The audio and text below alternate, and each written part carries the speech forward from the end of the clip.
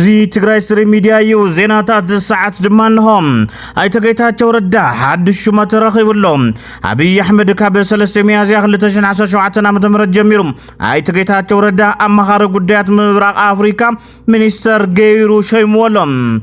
ፕሬዝዳንት ጊዜያዊ ምምሕዳር ትግራይ ነበር ኣይተገይታቸው ረዳ ኣብ ናይ ስልጣን ጻንሒቱ ኣብ ዝነበሮ ሕልኽላኽ ብዝርዝር ኣካፊሉሎም ኣብ ትግራይ ዲዲአር ብዕሊ ትማሊ ጀሚሩሎም ጀነራል ታደሰ ወረደ ትማሊ ብናይ ደብረጽዮን ውድብ ሕወሓት ኣቀባብላ ተገይሩሎም ኣብ ውሽጢ መሬት ትግራይ ሓራ መሬት ዝብል ዋዕላን መድረኻትን መኽፋት ጀሚሮም ዝብል ሓበሬታ እውን ኣሎም ንህዝቢ ትግራይ ብፍላይ ድማ መራሕቲ ትግራይ በዓል ውዕለታ ዝኾነ ሱዳናዊ ሕልፈቶ ህይወቱ سمعوا سعبو مراحة تግራይ ናይ ሓዘን መግለጽ ሂቦም ኣለዉ ብዛዕባ ሓወልቲ ሰማዕታት መቐለ ዘላ ታሪኻዊት ሓወልቲ ሶስናውን ገለ ሓበሬታ ወፂሎም ፕሬዝዳንት ምክትልን ፕሬዝዳንትን ላዕለዋይ ቤት ፍርዲ ክልል ትግራይ ናብ ፕሬዝዳንት ጀነራል ታደሰ ኣብ ዝለኣኽዎ ካብ ስርሖም ዝለቐቕሉ ደብዳቤ ምኽንያት መልቀቂኦም ጠቒሶም ኣለዉ ብዝርዝር ንምርኣይ ኣዳሊናዮም ዘለና ቅድም ክብል ዘስማዕናኩም ሓበሬታታት እዮም ሕዚ ድማ ናብ ዝርዝር ክነስግረኩም ብሓፀርቲ ዜናታት جمرنا ማእኸላይ ኮሚቴ ውድብ ሕወሓት ፕሬዝዳንት ጊዜያዊ ምምሕዳር ኮይኑ ስሩሑን ዝጀመረ ጀነራል ታደሰ ወረደ ናይ ሰናይ ትምኒት መድረኽ ኣዳልዩ ጊዜያዊ ምምሕዳር ትግራይ ተልእኾታቱን ምፍጻም ኣብ ዝገብሮ ምንቅስቓስ ሕወሓት ከም ኣካልት ጊዜያዊ ምምሕዳር ትካላዊ ናጽነቱ ሓልዩ ተደጋጊፉ ሓቢሩ ክሰርሕ ምዃኑ እውን ቤት ጽሕፈት ሕወሓት ሓቢሩ ዶክተር ደብረጽዮን ገብረሚካኤል እቲ መድረኽ ሰናይ ትምኒት ምግላጽ ጥራሕ ዘይኮነስ ምስ ፕሬዝዳንት ጀነራል ታደሰ ተሓባቢርናን ተደጋጊፍናን ተልእኾ ጊዜያዊ ምምሕዳር ኣብ ዝሓፀረ እዋን ክንዕውቶ ዘለና ውፉይነት ንምግላጽ ዝተዳለወ ኢሉሎም ንጹራት ተልእኾታት ሒዙ ዝተጻየሸ ጊዜያዊ ምምሕዳር ትግራይ ተልእኾታቱ እናፈጸመ ኣይጸንሐን ጥራሕ ዘይኮነስ ኣብ ልዕሊ ህዝቢ ትግራይ ጉድኣት ኣብጽሕዩ ዝበለ ዶክተር ደብረጽዮን ተልእኾታቱ ክፍጽም ጊዜያዊ ምምሕዳር ኮይኑ ክመዓራረን ምግባር ንዝሓለፈ ኣዋርሕ ቃልሲ ክካየድ ድሕሪ ምጽናሕ ኣብ ዝሕዚ እዋን ዝተመዓራረየሉ ኩነታት ተፈጢሩሎ ክብል ተዛሪቦም እቲ ቀንዲ ጉዳይ ጊዜያዊ ምምሕዳር ተመዓራርዩ ህዝብና ትጽቢት ዝገብሮ ተልእኾታት ጊዜያዊ ምምሕዳር ቀልጢፍካ ምዕዋት ስለዝኾነ ኣብ ትሕቲ ወራር ዘሎ ህዝብና እንዳኣላውነትና ሓራ ንኽወፅ ዝተመዛበልን ተሰደደን ህዝብና ናብ መረበቱ ንኽምለስ ከምኡውን ናይ ሰላምን ጸጥታን ሕውየትን ዳግም ህንጸትን ስራሕትና ብምስላጥ ህዝቢ ትግራይ ናብ ዝተመረጸ ስሩዕ መንግስቲ ዝኣተወሉ ኩነታት ክመቻቸም ተደጋጊፍና ክነዕውቶ ድልዋት ምዃንና ንፕሬዝዳንት ጀነራል ታደሰ ክገልጸሉ ፈቱ ክብል ተዛሪቡሎም ከም ሓበሬታ ቤት ጽሕፈት ሕወሓት ፕሬዝዳንት ጊዜያዊ ምምሕዳር ጀነራል ታደሰ ወረደ ብወገኖም ነቲ ዝተዳለወ መድረኽ ሰናይ ትምኒት ብምምስጋን ካብ ሕሉፍ ድኽመታትና ተመሂርና ድጋፍን ምትሕባርናን ንቐጻሊ ጉዕዞና ወሳንዩ ኢሉሎም ጊዜያዊ ምምሕዳር ኣብ ዝቐጽል ናይ ሓደ ዓመት ጻንዒቱ በብረብዕ ዓመት ዝከፋፈሉ መደባት ሒዝና ቀዳምነት ንዝወሃቦም ጉዳያት ቀዳምነት ሂብና ክንሰርሕ ኢና ኢሉሎም ሕወሓትን ጊዜያዊ ምምሕዳርን ተሓጋጊዞም ጸገማት ህዝቢ ክፈትሑ ሓቢርና ክንሰርሕ ኢና ዝበለ ፕሬዝዳንት ጀነራል ታደሰ ወረደ እቲ ሕዚ ኣብ ትግራይ ዘሎ ጸገም ዝወለዶ ዓብዪ ጠለብ ህዝብና ክንምልስን ጽቡቕ ኣሰር ክንገድፍን ክንደጋገፍ ግቡእ ከም ዝበለ ቤት ጽሕፈት ሕወሓት ኣብ ዕላው ገጽ ማሕበራዊ ሚድያ ሓቢሩሎም ፕሬዝዳንትን ምክትል ፕሬዝዳንትን ላዕለዋይ ቤት ፍርዲ ክልል ትግራይ ካብ ስርሖም ዝለቐቕሉ ደብዳቤ ናብ ፕሬዝዳንት ታደሰ ወረደ ልኢኾም ፕሬዝዳንትን ምክትል ፕሬዝዳንትን ላዕለዋይ ቤት ፍርዲ ትግራይ ዝኾኑ ዶክተር ጸጋይ ብርሃነ ገብረ ተኽለ ገብረ ኣምላኽን የዕብዮ በላይን ዝተውሃበና ፍቓድ ንኽልተ ዓመት ከተገልግሉሉ ስለዝብልን ሕዚ ድማ ግዚኡ ከብቅዕ ኣብ ምቅራብ ስለዘሎን ናብ መደበኛ ስራሕና ክንምለሱን ስለንደልን ነዚ ዝትካእ ጎና ጎኒ እናተሓሰበሉ ክጸንሕ ኣቐዲምና ነፍልጥ ክብሉ እዮም ናይቲ መልቀቕ ደብዳቤ እትዮም ዘለዎም ዲዲአር ኣብ ከተማ ዕዳጋ ሐሙስ ብዕሊ ጀሚሩ ዲዲአር ካብቶም ጀነራል ታደሰ ወረደ ብቐዳምነት ክሰርሐሎም ፈሪሙሎም ዝመጸእ ነጥብታት እዮም ንውሳነ ሰራዊት ዘመኽንዮ ኣዘዝ ሰራዊት ይበራኸትለው ኮሎኔል ተወልደ ነቲ ጉባኤ ኣካይደ ዝብል ዘሎ ፍንጫል ሕወሓት ኢና ንድግፍ 50 ክድመር ሓደ ብጽሒቱ ወሃቦ ዝብል ሓሳብ ተቃዊሞዮ ነይረየ ይብል ኣሎም بقى سراويتس ني حدا بارتي حيل غيرو نبعل شغويتو ياتو ابتوانتي انا بقلي ازي ادلا يكون زولت ابو قريبه قني حدا بارتي سراويتي سلاز بلغن يكون تو انتربريتيشن رونج بنقدي انتربريت تغيري والبريتيريا ما انتي كتهلو 51% أو جوائز تقنايا نايت جوائز جبرة سلسلة نسها كتب معرارينو ندقفنا ياتل امبر ناتو إنا نحناس نايت بارتروس مسارعي ويناتو أكلاتنا أيتول نتقوى قبره أكل ندقفنا ندقف يقول انت 51% نعوك تكون كنت معرارة دقافنا نهيب ياتل بس 51 يعني زي تفكر لي تزيب لا نيرات صبط ليرا وزي أسل إذا أتوت تسراويت توتالي حدا بارت تشوقيتو تقالوا تزخور قال السراويت زي كتكع زي الرول يزلو ما حد شع دينا يكن قورو زي هذا شع ليه بقى يبهل هذا شع خالي شبيوتو هذا شع بهراو خبرة إلنا رنحونا أمرين وران السراويت يزونكو بهراو خبرة نايت قراي بهراو والتا نايت قراي مس بطابعات تور ندات من حدار مكيارات هنا تحيزو مستي مريح من السراويت زلعلو نقطات اللو تنمكريت الشبو أبزي دويل اللو أبيرو يمرح وهوتيل يمرح حدا أبكالي يمرح خلتا من حدرت تقراي نفس قاعتهم لما عررت وايد سراويتو كيكون تهزبي بقى هو كاتر ربشان كيف تسألنا حلونا أي لتزمبر سراويتنا ما تمركون دالكو زوريل نايت أبي أنا وردا نايك أولين زبالكو سنات كوين أدقرات داق حمص أو زوادو مراد ما قلت دين سلسة وردا كوين أو كالي كوين لن بكابينة بتن مكريت السمرة نايمان مدقافة كويتنا بقى دو كوب مبزحتو بتن مكريت هذه تشيبو ما إنه خيو أين نقول تاي مشينا تاي حلاف نتكلم زحالف ورح جون مديدون نتحدقنيا قطري شوعتم نايتو السنة بولك كم دو يتقبلا تزاريبو نيريوم قالوتو السناتون تحدقنيا وسانة نغحالف بدمسي كم تسعارو يزاربوم تو السنة أبو سراوي زنبر أمنتكو قد الغيرو يولو بزحات بركز ولو جنرالات دما أبو زرخبوا قطامي نتبتات النامززو كمخون يوم اسمع كابز جمرو تانيحم يوم سوداناوي الفتح إيروا لو محلفوت هوتو تسمع لهم أبي قطر حاولت سمعتها تاريخ تقادلو حزب تقراي كمونغو زوزن توقسات حانت قوينا زلا نفاريت سوسينا أبرار نيرو الفتح إيروا أبراريتا نفاريت قوينون نزقط أمو تكنيكاو تسقمات بديهو بمعرافن كدميون تقادلو حزب تقراي فلوي دقافهم كابزوريو سوداناويان حاد مخانو يسرح الفتح إيروا فلايا بشحن شعتميتن سمعتات نبرتاو تقادلو حزب تقراي بفلوي زرقب زنبر إيروا بفلاي مسنبر قدما منيستر ملس زيناون ودب حوحاتن زحشركب كم زنبرو ينقرلو ملس أبد شحن شعتميتن 83 عام تمرد كبزوح معات زترفة ملس زيناون سيوم مسفنن كالوتن كالاي توليدون هزب إثيوبيا كمرح زبقعو بقعاتن تبابن مخرن إيروا نيرو يبلوهم إيروان تقرا لاي ملس زيناو انتقلتو الرحوق أماتي استراتيجيكاون مغلول مراح كبل يموقصهم إيروا أبوان بروتاو قال حزب تقراي ودب حوحات أب هاجر السودان كابو حالفون أب سعود عرب زنبرا هلاو بخلو مداي كتنكرن اجامو كم زوفي دما يزربلو حلفته ودغا فايق قال حزب تقراي تسمعهم حزن كمونغو زغلصو دما نز حلف خلت عامات بريزيدنت غيزاو محدار زنبرا ايتغيتاچو ردا قدمايوم على فتح إيروا اتيا بسنه 1983 عام تمرت نبر قدما منستر ملس زيناون امباسادر سيوم مسفن زحازت نفاريت سينا بتبعاتنا بديس አበባ ዘብረረ ፓይለት መሃኑ ምስክርነቱ ገሊጽሎ አይተገይታቸው ትማሊ አመራኸቢ ማህበራዊ ሚዲያ ፌስቡክ አብዞዞ ሐበሬታ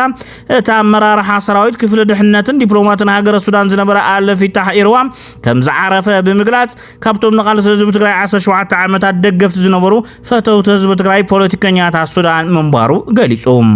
አልፈታህ ዕውት በዓል ሀፍት መንባሩ ዝገለጻ አይተገይታቸው አብ ሓደዋን በአካል ረኺቦ ከም ዝነበረን አመበለ 4 ዓመት ምስረታ ወድብ ሕወሓት سينا نستبالت أوروبلان نام مقالة حزب بمصاب أبا مذكر سوات حاولت سماعتات مقالة كتقمت قبران مخانو قالت لهم السودان أو فتاو حزب تقراي زاقيد مخنيات مموتي زي تحبر أكوان تغنم أي تقيتات وردا بحلفة هوت الفتح إيرواز تسمع حزن بمقلات نسدرون فتوتن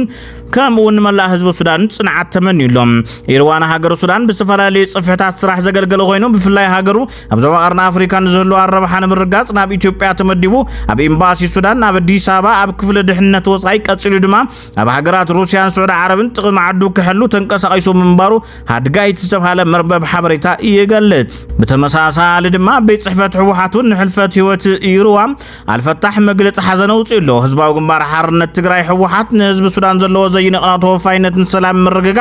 ዘዋው ሰኒትን ዘለዎ ልባው ምሕዝነት ነባሪ ምስክር ኮይኑ ክቕጽል ልዑል ግደ ዘበርከተ ፍሉይ መራሒ አልፈታሕ ብሕልፈቱ ህይወቱ ዝተሰማዕና ሓዘን ንገለጽ ኢላላ ሕወሓት ጀነራል አልፈታሕ ፈታው ትግራይ ነይሩ ኣብ ታሪኽና ኣብ ዝነበረ ወሳኒ ህሞታት ብናይ 17 ዓመት ቃልስን ብድሆታትን ኩናት ምጽናት ዓሌትን ኣብ ጎንና ደው ኢሉ ጽኑዕ ደገፍን ሓቀኛ ምሕዝነትን ኮይኑናዩ ኣበርክቶ ዶባት ሰጊሩ ኣብ ሕድሕዳው ምክብባርን ሓበራዊ ባህጊ ፍትሕን ሓድነትን ዝተመስረተ ሓድነት ዘንጸባርቕ ነይሩ ኢላ ሕወሓት ከምኡውን ንመላእ ቤተሰቡን ህዝቢ ሱዳንን ድማ ጽንዓት ተመንያላ ህዝባዊ ወያነ ሓርነት ትግራይ ኣብዝቕነ ካብ ሓላፍነቱ ዝተሰናበተ ፕሬዝደንት ጊዜያዊ ምምሕዳር ትግራይ ጀነራል ታደሰ ወረደ ዘረከበን ኣብዝቕነ ካብ ሓላፍነቱ ዝተሰናበተን ንጀነራል ታደሰ ወረደ ዘረከበን ሚኒስትሪ ኣመሃር ጉዳያት ምብራቕ ኣፍሪካ ኮይኑ ከም ተሾመ ተፈሊጡሎም ቀዳማይ ሚኒስትር ኢትዮጵያ ዶክተር አብይ አሕመድ ናይቲ ጌታቸው ረዳ ካብ ሎሚ 3 ሚያዝያ 2017 ዓመተ ምህረት ጀሚሩ ኣመሃሪ ሚኒስትር ጉዳያት ምብራቕ ኣፍሪካ ኮይኑ ክሰርሕ ከም ዝሾሞ ተሓቢሩሎም ናይቲ ጌታቸው ኣብ እዋናዊ ጉዳያት ምምሕዳሩ ዝገጠሞ ማሕልኻና መልክቱ ምስ ጋዜጠኛ ቢቢሲ ፎከስ ኦን አፍሪካ ወሃጊ ማዋራ ዝገበሮ ቃለ ምሕትት ስፍሕ ዝበለ መብራህርሂ ይብሎም ኣብቲ ዝተገበረ ቃለ ምሕትት ንሱ ካብቲ ሓደ ክፋል ሕወሓት ብዛዕባ ዝገጠሞ ዝነበረ ዕንቅፋት ብዛዕባ እቲ ሓድሽ ፕሬዝደንት ኮይኑ ዝተሸመ ጀነራል ታደሰ ወረደን ከምኡውን ንመጻኢ ኣብ ምንታይ ከም ዘትኩራ መልክቱ ተዛሪቡሎ ብመሰረት ቢቢሲ ዘርግሖ ጸብጻብ ነቲ ኣብ ስልጣን ዝነበረ ኩሉ 2 ዓመት ምልሲልካ እንተሪኢኻዮ እንታይ ቀንዲ ዓወተይ ምበልካ ዝብል ሕቶ ካብቲ ሚድያ ቀሪቡሉ ኣይተ ጌታቸው ረዳን ትምልስ ጎንፂ አትሪፈየ ኢሉ ናብ ንጡፍ ግጭት ክንምለስ ተኽእሎ ነይሩ ካብኡ ከም ተቆጠብና ኣምን እዚ ጥራሕ የክብል ዝኽእል ዝብል መልሲ ሂብሎም እንትቕጽል ሕቶ ቢቢሲ ብዛዕባ ዕድመ ስልጣንካ ዝኾነ ጣዕሳ ኣለካ ድዩ ዝሓለፈ ዕድላት ዝብል ሕቶ ነይሩ እወ ዝበለ እቲ ፕሬዝደንት ነበር ከም ምምላስ ተመዛበልቲ ዝኣመሰሉ ኣቐዲምና ክንገብሮም እንኽእል ክንገብሮም ዝግበአና ነገራት ነይሮም እዚኦም የጣዕሱን እዮም ኢሉ እቲ ዝሕዝን ድማ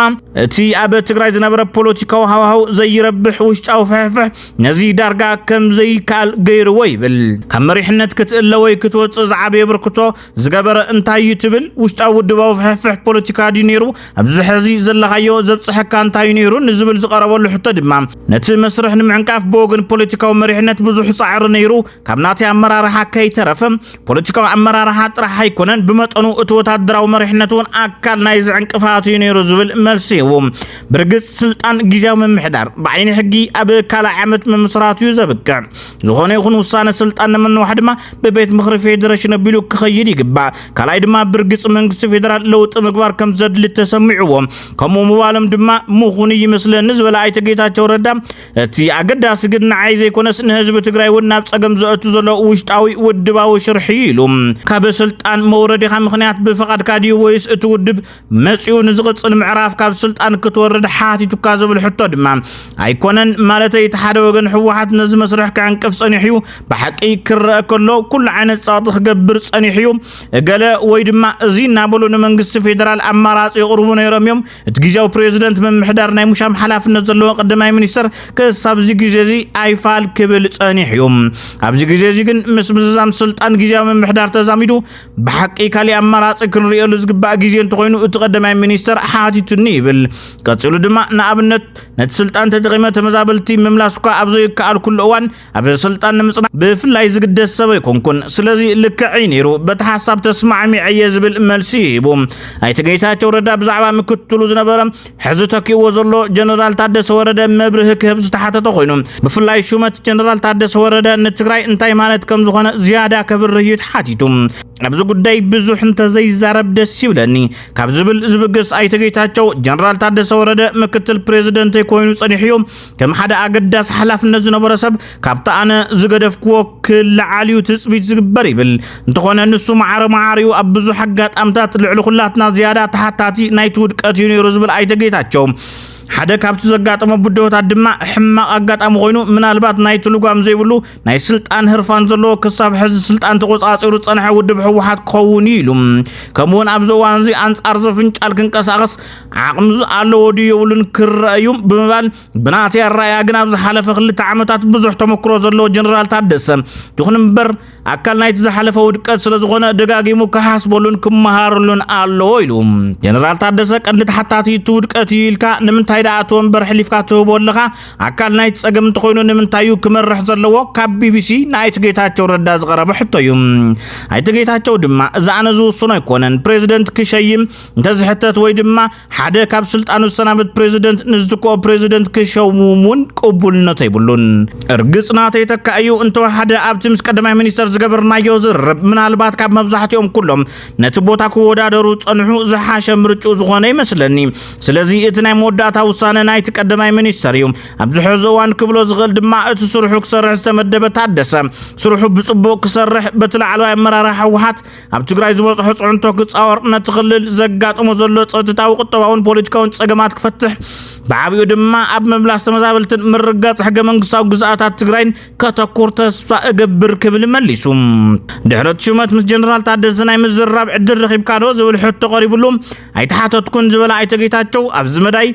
ዓብይ ተመክሮን ዘለዎ ሰብ ምኽሪ ክህብ ድማ ብዙሕ ድጽቢት ዝግበር ኣይኮነን ዝብል ምኽንያት ኣቕሪብሎም ዳርጋ ንህዝቢ ትግራይ ምንም ከም ዘይገበርካ ኮይኑ ደይ ስምዓካ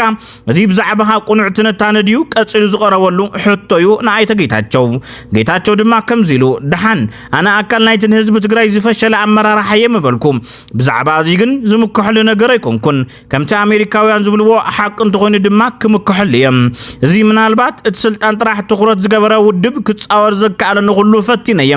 ከምኡውን ነቲ ዘሎ ኩነታት ምፍታሕ ኣዝዩ ንቑሕን ዝተወደበን ምንቅስቓስ ንምውዳብ ሓጊዜ ይመስለኒ ከምኡውን እዚ ዋሕስ መሲሉ ዝስማዓኒ ስመይ ክትቀሰሉ ዝኽእል እዚ ጥራሕ እዩ ኢሉሎም ኣይተ ጌታቸው ቀጻሊ ጉዕዞ ኣብ ፖለቲካ ክህልዎ ዝኽእል ተሳትፎን ተሓቲቱ ዝሃቦ ምላሽ ድማ ማለተይ ኣብዚ ፖለቲካ ጸዋታ ምስኣተና ንህዝቢ ትግራይ ሓድሽ መንገዲ ክሕንጽጽ ሓንሳብ ፈቲና ኣለና ዝተረፈና ግን ብዙሕ እዩ እዚ ምንቅስቓስ ሃንደበት ክገድፎ ዝኽእል ድማ ኣይኮነን ዝኾነ መርገጽ ሒዘ ኣብ ፖለቲካ ትግራይ ክሳተፍ እየ እዚ ድማ ኣብ ምምሕያሽ ህይወት ህዝቢ ትግራይ ኣበርክቶ ክገብር ተስፋ ኣለኒ ኢሉ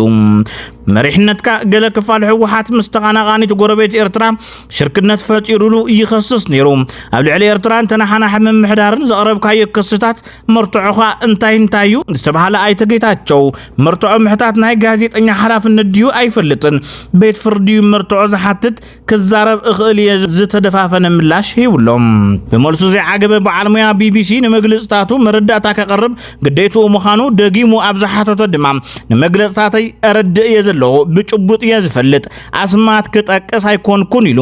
ብጭቡጥ እየ ዝፈልጦም ኣብ ምምሕዳረይ ዘለዎ ሰባት ገሊኦም ብሕጋዊ መንገዲ ገሊኦም ብዘይሕጋዊ መንገዲ ምስ ኤርትራ ዝተዘራረበለው እቲ ናይ መወዳእታ ሕማቕ ነገር ግን ገለ ካብቲ ኣብ ውሽጢ ህወሓት ዘሎ ካሊእ ክፋል ነዚ ዕድል ተጠቂሙ ኣብ ናይ ሓባር ጸላእዮም ብምእታዎም እዩ ዝደልየ ዓይነት ገምጋም ይኹን ይብል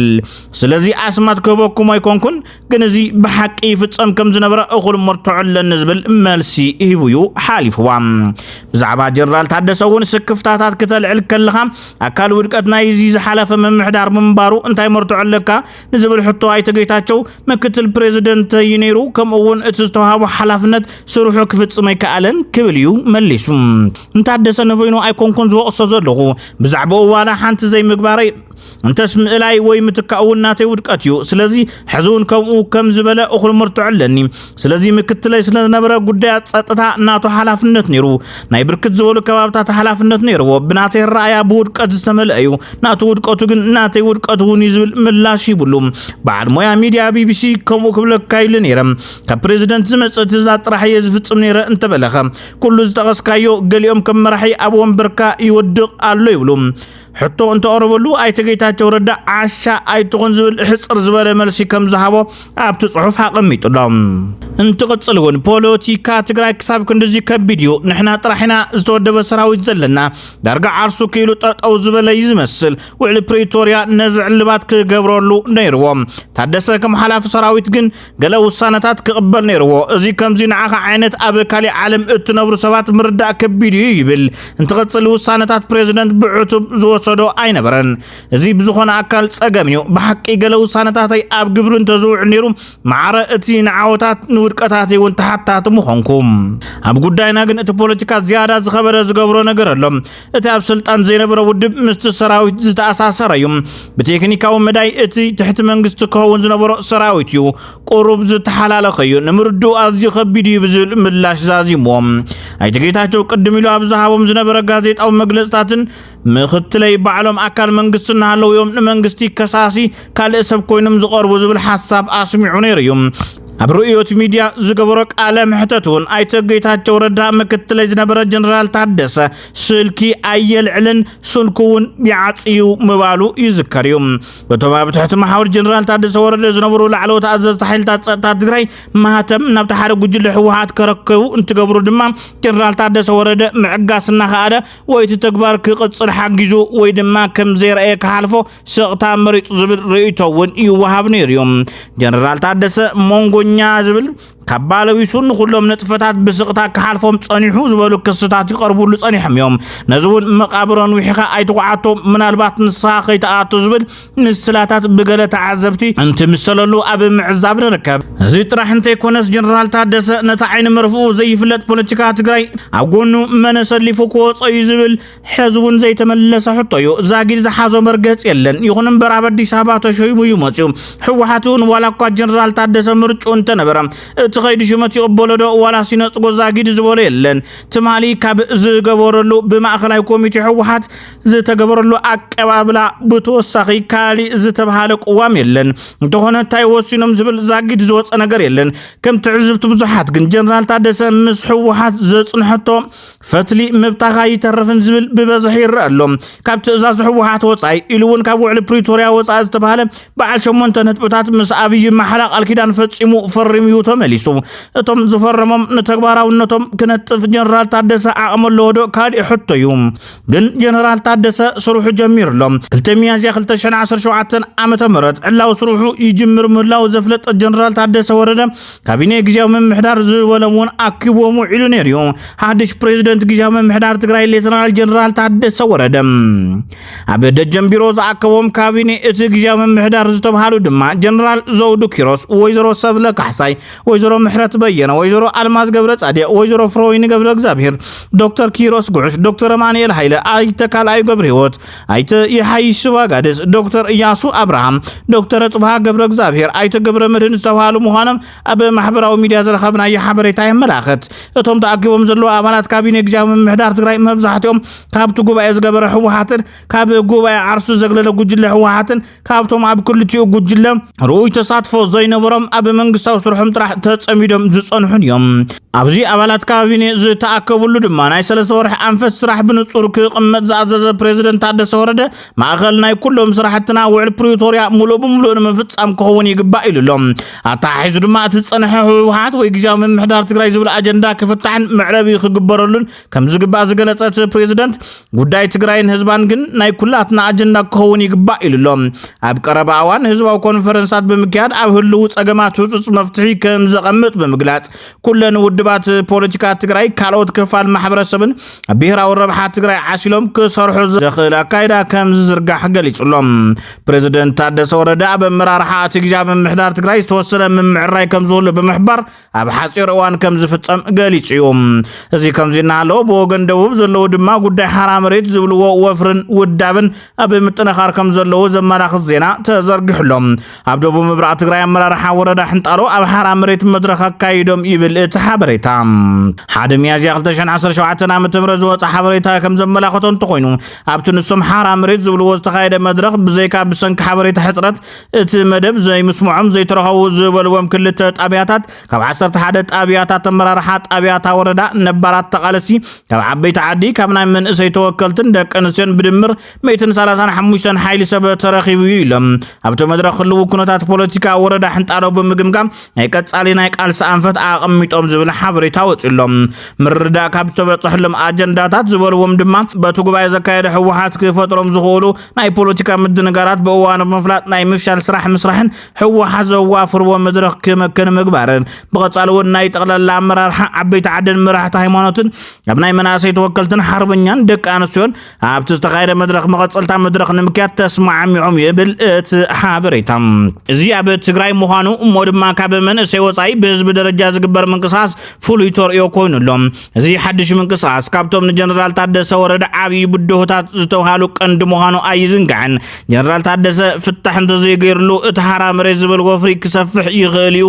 ዝብል መደረ ብወገነቶም ጉባኤ ዘካየዱ ህወሓት ልዕሊኻ መንክፈትሖ ዝብል ተቃውሞ ኣስሚዖም ነይሮም እዮም ሕዚ እውን ተቃውሞ ይቕጽለሎም ብሕዙ እቲ ከም ኣፈኛ ህወሓት ተባሂሉ ዝውቀስ ዘሎ ሃይለ ደደቢት መፍታሕ ቀሊል እዩ ነይሩ ጀነራል ታደሰ ሓዊሱ እዚ ክምዕብል ድሌት ዘለዎ ጀነራላት ኣለው ምባሉ ግን ዝዝከር እዩ ኣብ ዓፋር ዝኸድ ዘሎ ምስ ህዝቢ ዓፋር ኮይንካ ክፍታሕ ኣለዎ ባህሊ ቀሊል እዩ ሕዚ ፍትሕዎ ኣነ ገለገለ መራሕቲ ሰራዊት ድላይ ዘለዎም እዩ ዝመስለኒ ገለገለ እዩ ወዲ ወረደ እውን ሓዊስ በዓል መን እዮም ዝመርሕዎ ዘለዉ ንፈልጦ ኢና ኦኬ ንፈልጦ ኢና በዓል መን እዮም ከምኡ ገይሮም ፀገም ክፈጥሩን ትግራይ ላሕ ዝብሉ ዘለዉ ንፈልጦ ኢና ክነቃልዑ ኢና ተወሰነ ነገር ስለ ንፅበ ዘለና እዩ ክነቃልዑ ኢና ክልተ ሰለስተ ዘይመልኡ ኩራምሕሽ ከይዶም ታይገብሩ ይኽእሉ እዮም ክንሪኦ ኢና ንሕና እውን ስኸይ ንብልን ንዕኦም ሓትና እንዲዮም ተመለሱ ኢና ንብሎም ዘለና ሕዚ ልቢ ግበሩ ኢና ንብሎም ዘለና ብለይ እንታይ ኢሎም ግን ኢትዮጵያ ደገፈት ኣይደገፈት ላሕ ኢልኩም ሰይብኩም ክትምለሱ እንተዘይኮንኩም ተምፅዎ ለውጢ የብልኩምን ናተይ ናይ ሓውኩም ምኽሪ ተመለሱ ተዘይኮይኑ ግን እቲ ሰራዊት እታ ውድብ እውን ምስ ናይ ዓፋር መንግስቲ ምስ ናይ ዓፋር ህዝቢ ተዘራሪባ ክትገብሮ ዘለዋ ክትገብር ኣለዋ ዝብል እምነት ኣለኒ አንተም ወይ ኢድኩም እቲኩም ዘለኹም ኣዘዝ ሰራዊት ነበር ተጠንቀቁ ይሕሸኩም ሌጋሲኩም ተጸልምዋ ኣሎ ኢሬዝ ትገብርዎ ኣለኹም ባዕልኹም ኦኬ ተጥፍዎ ኣለኹም እሞ ንባዕልኹም ይትፀገም እንተትጥንቀቁ ይሓይሽ ባህሊ እየ بوغن شعبياون جنرال تادس ورد به زبالو يمسلون علاويان زيكون عمر بابات حبريتا اتسرعات كمزي بلام دحر دقيم إيرتران تقرين أب زقبرو استراتيجيكاوي شركنتاو زمدنا إثيوبيا انترفو عريفة معزب ديكتات تقبرو نقر أيهولون مخنياتون أين فترن أي تخونن يا بريزيدنت تادس ورد عريفكا كوف بالكبهال تراح يزلو زبل حبريتا ناب منببتي زرقحانيا كبرات تغطات التتغراي سري ميديا نمكتالكم آمس جنا سلام نخلو الدسب